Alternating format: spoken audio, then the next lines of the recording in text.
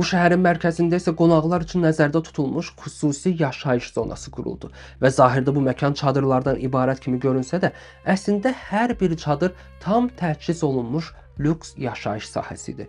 Burada yataq otaqları, qonaq otaqları, hamamlar, şəxsi xidmətçilər üçün ayrıca bölmələr mövcud idi və bütün bu məkanlar dövrün ən müasir texnologiyalarla təmin olunmuşdu. Nəticədə təxminən 50 belə lüks çadır qonaqlar üçün hazırlanmışdı və onların hər biri 24 saat xidmət göstərən personellə təmin olunmuşdu.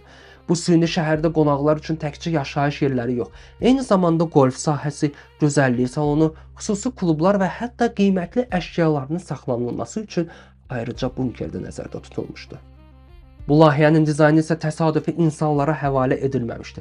Çünki şah bu tədbirin hər detalının yüksək səviyyədə olmasını istəyirdi və buna görə də məşhur Paris dizayneri Mason Jensen bu layihəyə cəlb olundu.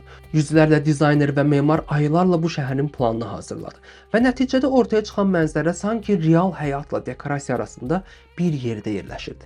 Çadırlar mərkəzdə fəvvarənin ətrafında ulduz formasında düzülmüşdü və bu kompozisiya təkcə estetik yox, eyni zamanda simvolik idi. Çünki bu düzülüş müxtəlif qitələri təmsil edirdi və İranın dünya ilə əlaqəsini vizual olaraq göstərirdi. Bu isə bir daha sübut edirdi ki, bu tədbirin hər bir detalı sadəcə rahatlıq üçün yox, mesaj vermək üçün düşünülmüşdü.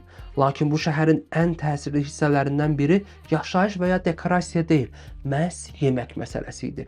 Çünki şah bu sahədə də kompromisə getmək istəmirdi və nəticədə bu iş dövrün ən məşhur restoranlarından biri olan Parisdəki Maxim restoranına həvalə olundu.